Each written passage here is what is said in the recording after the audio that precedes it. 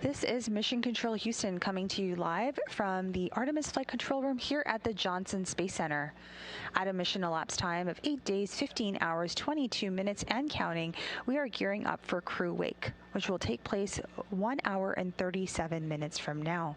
You are seeing live views of the Orion spacecraft named Integrity and Earth getting closer and closer to us as the crew gets ready to splash down in just about 10 hours and 8 minutes from now.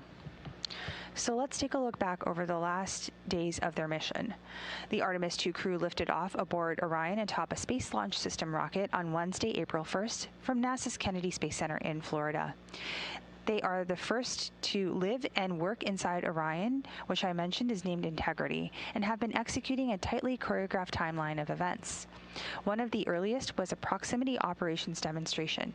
NASA astronaut Victor Glover, Artemis 2 pilot, manually flew Orion shortly after separation from the interim cryogenic propulsion stage, simulating a docking approach.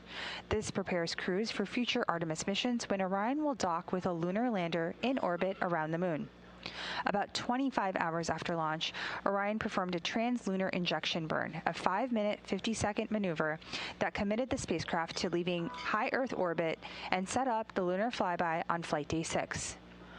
During the flyby, Orion passed about 4,000 to 6,000 miles from the Moon, giving the crew a full disk view of the lunar surface.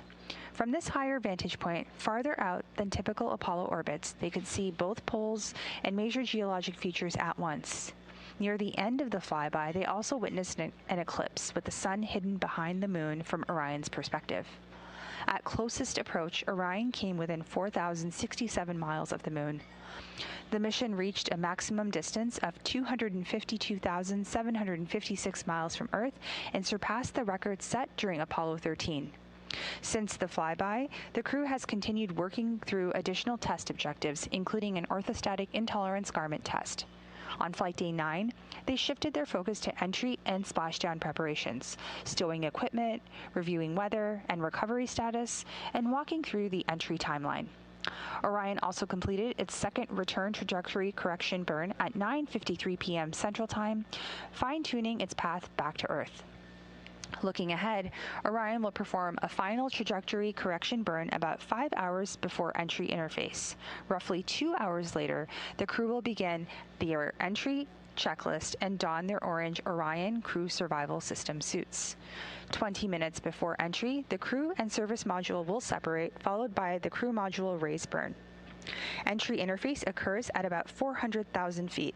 The forward bay cover deploys at 36,000 feet, drogue parachutes at 25,000 feet, and pilot parachutes at 9,500 feet, pulling out the 3 main parachutes. Splashdown is expected off the coast of San Diego at 7:07 p.m. Central, 8:07 p.m. Eastern. After landing, recovery teams will safe the spacecraft and complete power down procedures. The crew is expected aboard the recovery ship, the USS Martha, within about 2 hours. In total, Integrity will have traveled approximately 694,481 miles from launch to splashdown. We'll continue to follow operations here in Mission Control. I'm Nilofer Ramji, handing things over now to our entry team, which includes Rob Navius, who will take you through the next few hours as we get into Flight Day 10 and splashdown of the Artemis mission. As this mission continues towards home, I'll be signing off for my final shift on Orbit 3. Thank you for joining us. This has been an honor of a lifetime to share these moments from Earth, orbit to the Moon, and back again. Artemis 2 is just the beginning, and we're glad you've been here with us for it. For now, before the crew wakes up, let's take a look back at Flight Day 9's mission highlights. This is Mission Control.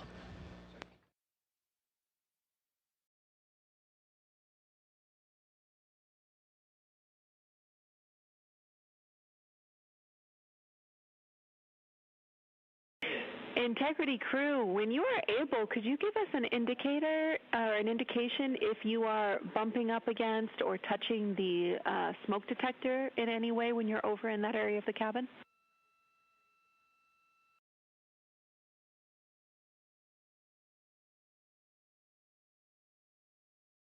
I think MCC reported some erroneous data yesterday. Maybe that's happening again. We had a towel over there, but we don't think we're bumping into it. Give us a couple more seconds because we need to grab a few more pictures, and then we'll try to get away from it for a minute. And we don't have any concern. You guys can stay over there, keep taking your photos. We were just curious. Continue.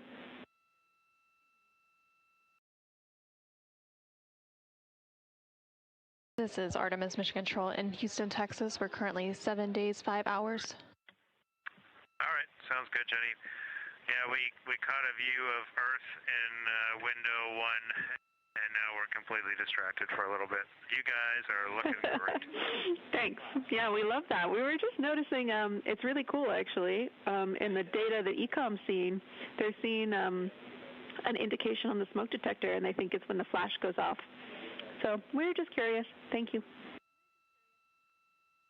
This is Artemis Mission Control in Houston, Texas. We're currently 7 days, 5 hours, and 22 minutes into the Artemis 2 mission. You can see the crew there on your screen inside the Orion spacecraft, which was named Integrity by its crew. They are currently capturing some images. It looks like they're capturing images of each other in front of one of the cabin windows with a view of Earth outside. And of course, we have been uploading and sharing imagery as we receive it from the crew. There on your screen from left to right, you can see NASA astronaut Christina Cook, NASA astronaut Reed Wiseman, and Canadian Space Agency astronaut Jeremy Hansen. And it looked like Reed was trying to show off the image that he was capturing just now.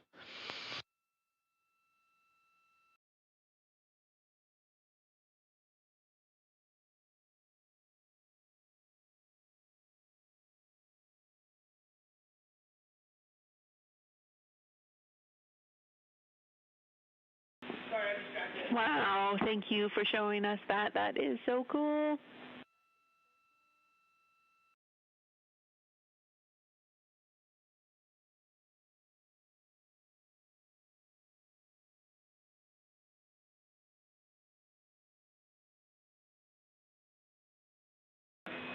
We look like we're smiling at you, like a little Cheshire cat.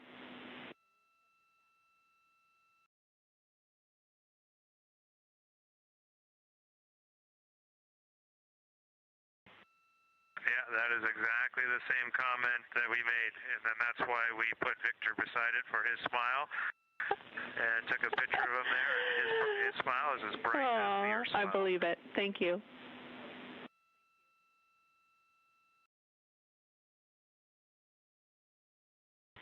Sunny 16 when you need to take a picture of a happy hike.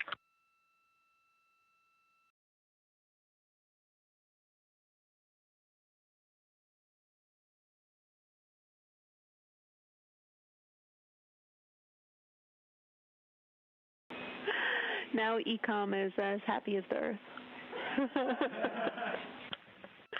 And Houston, you're seeing a little bit of a CCU dump, yourselves, crescent Earth, and a solar array. So it's a pretty sweet view out window 1 right now. This is Mission Control Houston, and this morning as we get underway with Flight Day 9 on the Artemis 2 mission, joining us today, Johnson Space Center Director Vanessa Weich. Vanessa, thanks for being with us today. It's a privilege. What a phenomenal mission we've been having. So excited to be here. It is historic in nature. We're about 32 hours until we're expecting the crew to splash down in the Pacific to complete the mission. Big picture, the history-making aspects of the mission are clearly delineated, but in your mind, the significance of what we are pulling off here this week and what it means for the future. You know, Rob, it's just it's hard to describe the significance of this mission. We have building and planning our teams towards this for quite some time. The Orion spacecraft is managed here at the Johnson Space Center.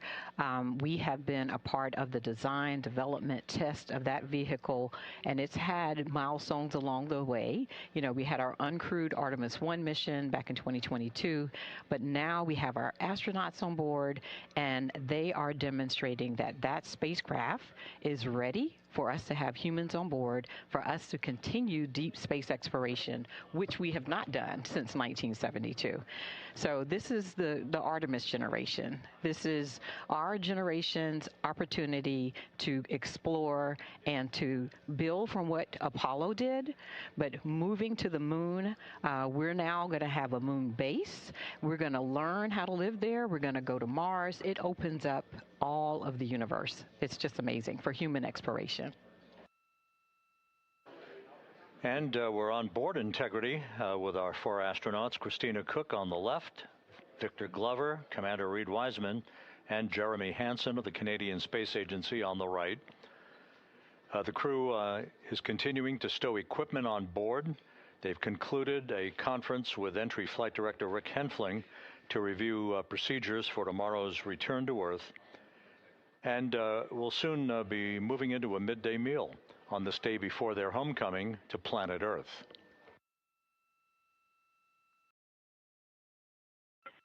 And Jackie, while I have you, we just wanted to express even more our gratitude for these awesome, I'll call them drink notes and drink messages.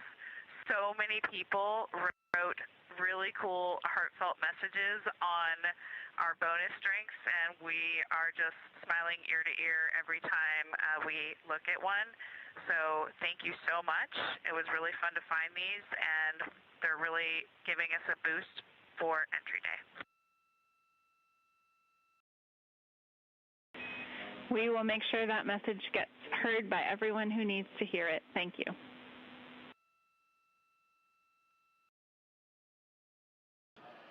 This is Mission Control Houston here in the flight control room. A welcome visitor, Charlie Blackwell Thompson, the Artemis launch director who kicked off this mission with the flawless launch of the Space Launch System and the 4 Integrity astronauts back on April 1st. She's here visiting at the Johnson Space Center, currently talking to her Ascent Flight Director, Judd Freeling, and the Entry Flight Director, Rick Henfling, who will be on tomorrow to preside over Integrity's return to Earth.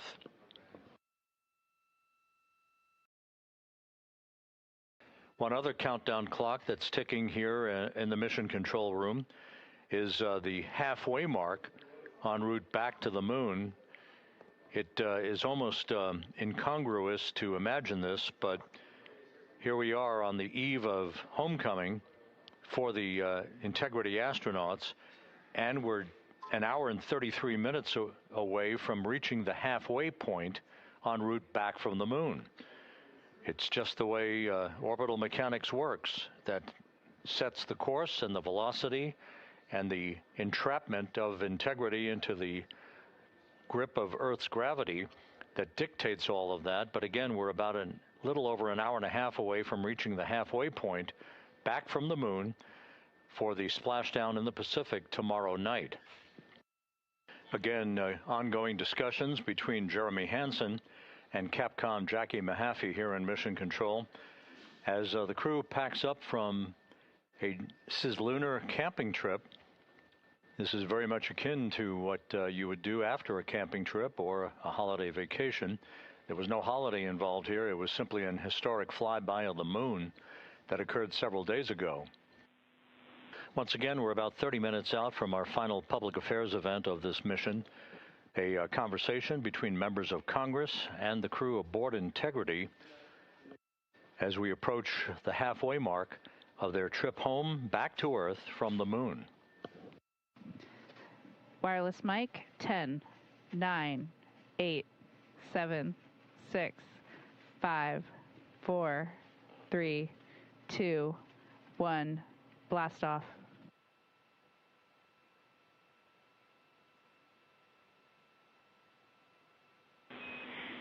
Copy blast off. Good scene and voice. We'll be ready on time.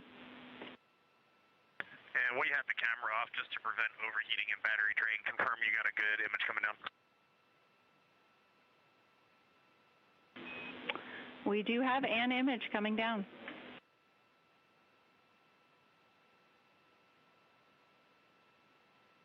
You know, Jackie, snark does carry you across the cosmos. That delayed smile made me feel very good. Good evening, Artemis 2 crew.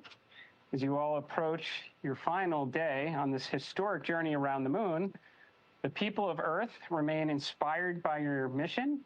They are energized by space exploration, and most importantly, they're eager to have you all home very soon. Now, NASA couldn't execute on our important mission without the steadfast support we receive from the United States Congress, who work with the agency to make sure it has the right direction to expand American leadership in space and the necessary resources to execute on our world-changing mission.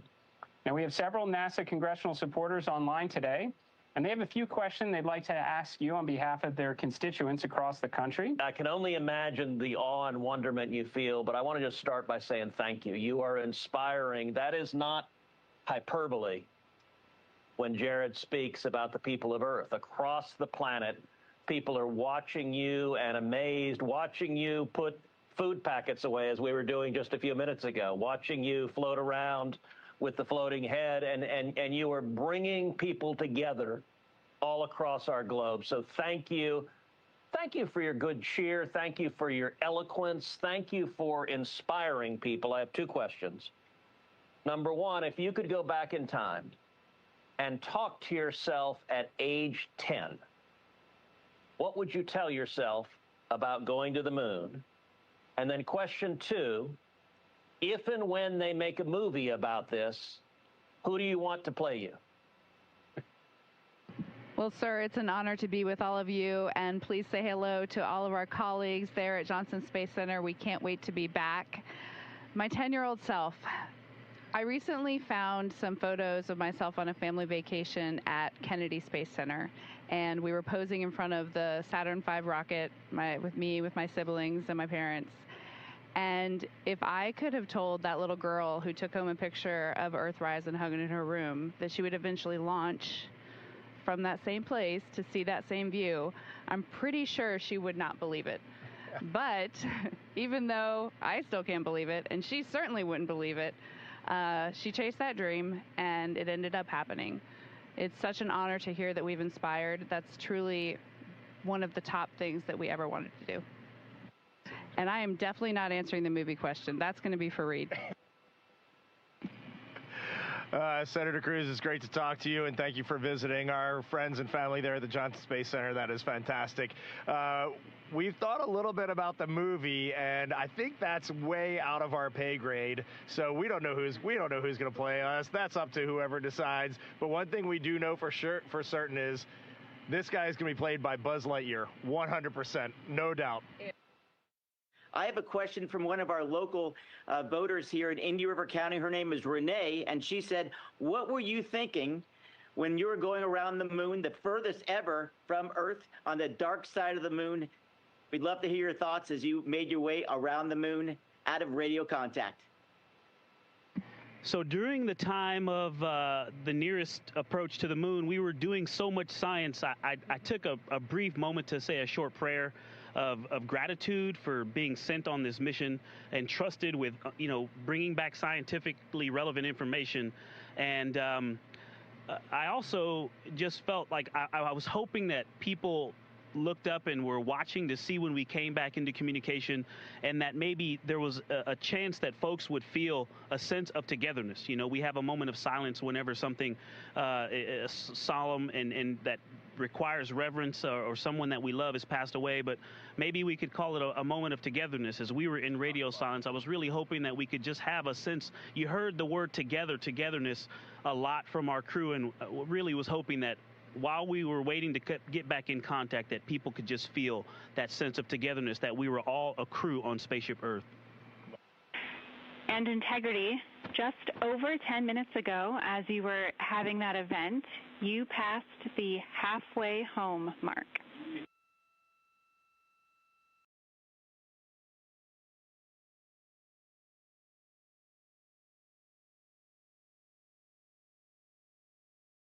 Okay, copy that, Jackie. Sounds like the next 24 hours we're gonna accelerate quite a bit then. Absolutely. This is Artemis Mission Control in Houston, Texas. The final targeting for the upcoming return trajectory correction burn, or RTC2 burn, has been completed, and we do expect that RTC burn to take place in about 29 minutes from now. As of right now, it's expected to be a 5.37 foot per second delta velocity burn and approximately a 9-second burn. This will be using the 8 auxiliary pulse-X thrusters on the Orion spacecraft. Here in Mission Control Houston, the team on console is currently conducting their go, no-go poll for that upcoming return trajectory correction burn. And again, this burn will further fine-tune the trajectory and the path of the Orion spacecraft as it makes its final approach ahead of that re-entry and splashdown targeted for Friday, April 10th. Integrity Houston, tank pressures are good for the burn.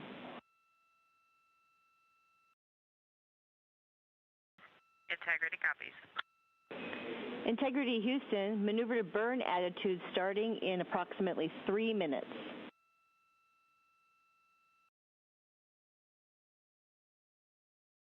We're expecting the same. Thanks, Amy. This is Artemis Mission Control in Houston, Texas. We are currently about 10 minutes away from the start of the Return Trajectory Correction 2 burn, or RTC2. This is expected to be about a 9.41 second burn with an expected delta velocity change of 5.37 feet per second, using the 8 pulse-X thrusters on the Orion spacecraft to further fine-tune the trajectory of the Orion spacecraft on its path back towards Earth. Currently on your screen, you can see a view of the Artemis Real-Time Orbit website, or ARO. The Orion spacecraft is currently traveling at a velocity of about 3,400 miles per hour, and it is about 114,000 miles away from Earth. Earlier today, it did pass the halfway point of its return back to Earth. Again, it is expected to splash down off the coast of San Diego, California on Friday, April 10th around 7:07 p.m. Central Time, 8:07 p.m. Eastern Time. In just a few moments, we should hear confirmation called up to the crew that Orion is in burn attitude. The Orion spacecraft is currently maneuvering to that burn attitude. Integrity Houston, Integrity is in burn attitude. Artemis Mission Control in Houston, Texas. We are now just under 30 seconds away from the time of ignition of that upcoming return trajectory correction burn, which will be the start of that burn. Again, it is expected to be about a 9.41 second burn using the 8 auxiliary pulse-X thrusters on the Orion spacecraft's service module to generate a 5.37 foot per second change in delta velocity.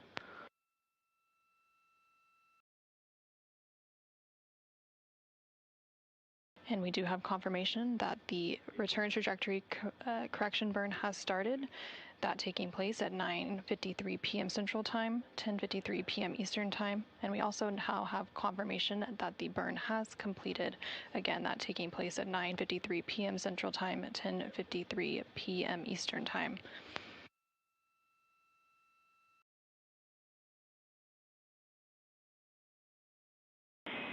Integrity Houston, good burn. We are assessing the details. We see the same and copy. This is Artemis Mission Control in Houston, Texas, and we do have that confirmation that the recent return trajectory correction burn was completed, and it was a good burn. Teams on the ground assessing the details, but it was expected to be a 9.41 second burn for a 5.37 foot per second delta velocity.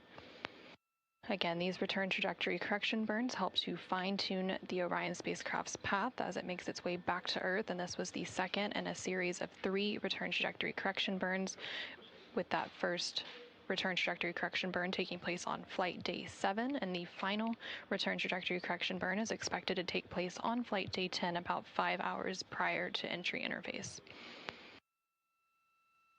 Integrity Houston, confirm a good burn, and prop post-burn reconfiguration is complete.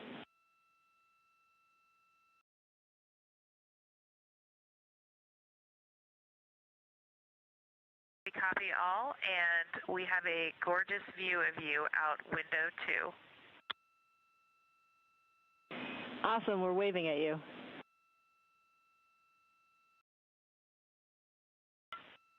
We are too.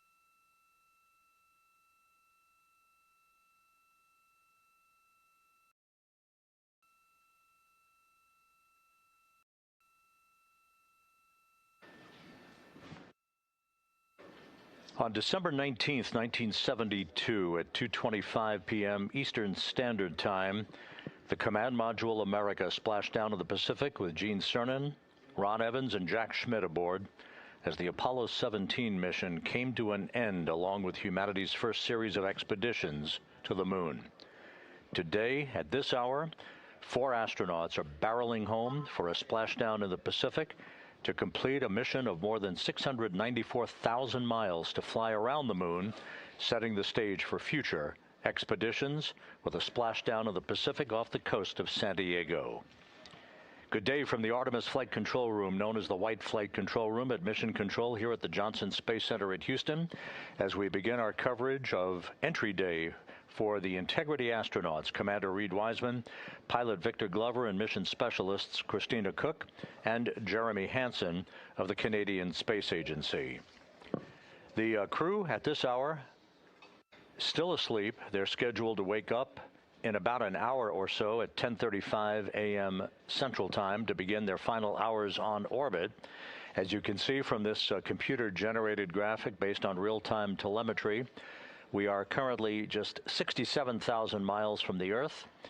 We have passed that halfway mark last night between the Earth and the Moon, and 186,000 miles from the Moon as we close in on the planet Earth.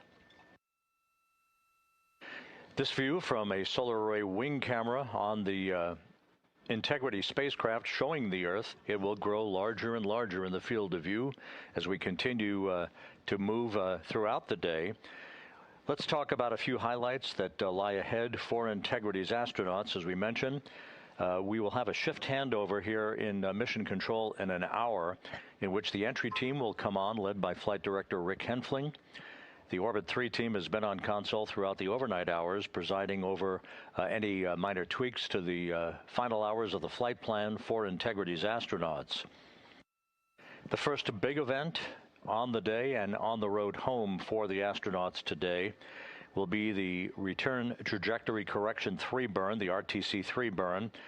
One final opportunity to tweak and fine-tune the path of Integrity toward the entry corridor over the Pacific Ocean, and to put Integrity in the right orientation and the angle of attack to minimize any excessive heating on its heat shield as the astronauts come in to the Earth's atmosphere at some 24,000 miles an hour. That RTC-3 burn is scheduled for 1:53 p.m. Central Time this afternoon. It is forecast by Flight Dynamics to be an 8-second burn that will change the velocity of Integrity by 4.2 feet per second. The crew will be configuring final items in the crew cabin, an opportunity to have a bit of final stowage before they move into their entry checklist, which will include suiting up in their launch and entry suits. Those are the Orion crew survival suits, the OX suits by its acronym. Later this afternoon at 5:30 p.m. Central Time, 6:30 p.m. Eastern Time, We will have NASA Plus coverage join as a simulcast to our 24/7 YouTube coverage that we have been providing ever since launch day back on April 1st. NASA Plus coverage again will begin at 5:30 p.m. Central Time, 6:30 p.m. Eastern Time. At 6:15 p.m. Central Time, Integrity will do a handover in its communications link from the Deep Space Network to the Tracking and Data Relay satellite system. And at 6:33 p.m. Central Time, the first major milestone will be the separation of the crew module from the European service module. Some 4 minutes later, the crew module will conduct a raise burn, about 19 seconds. We'll see how Flight Dynamics refines that as we get there. Think of it as you sitting in a recliner and tilting back up to a more reclining position. This burn is designed to elevate the aft end of the spacecraft ever so slightly by just a couple of degrees, and that will refine the angle of attack for Integrity as it moves into the Earth's atmosphere and entry interface. That entry interface point at 400,000 feet above the surface of the Earth will be scheduled at 6:53 and 30 seconds p.m. Central Time. The peak heating on the spacecraft and the peak velocity on Integrity and its astronauts will come at about 6:54 p.m. when the vehicle will be traveling 23,839 feet per second. That's Mach 32. We will call out the actual numbers of velocity, the Mach numbers, the altitude, the rate of descent in real time as we get telemetry back from Integrity at that point in time. But this is the prediction by Flight Dynamics that our peak velocity will be about 23,839 feet per second, which equates to Mach 32 as Integrity moves into the region of the Earth's atmosphere. We are expecting all of that to happen shortly after a blackout period that will begin at 6:53 and 55 seconds p.m. Central Time. The blackout period to last about 6 minutes in duration. This is at the point in which the heat buildup, the ionization of heat being repelled by the heat shield, will be such that it creates a plasma wake around the vehicle, preventing any communications or data from being received here in Mission Control. So we won't be hearing from the crew for about a 6-minute period. We'll be counting down from that point for you until the time that we reacquire communications with the crew. The end of the blackout scheduled just a few seconds before 7 p.m. Central Time. From that point on, we're just 7 minutes from touchdown, initiating a series of roll reversals to bleed off excess energy. Those are computer commanded to roll the vehicle to the left and then gently back to the right, essentially bleeding off excess speed right before the forward bay cover is pulled out by a series of 3 parachutes and then jettisoned.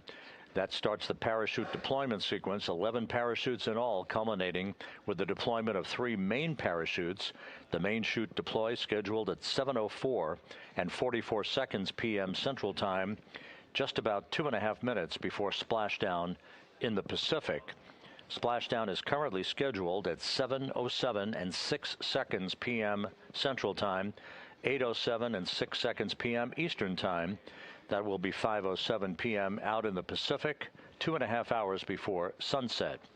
The recovery ship, the John P. Murtha, is on station and will be deploying Navy helicopters, divers, a Navy flight surgeon, other recovery personnel, whose first task will be to erect a large raft alongside of the hatch to Integrity.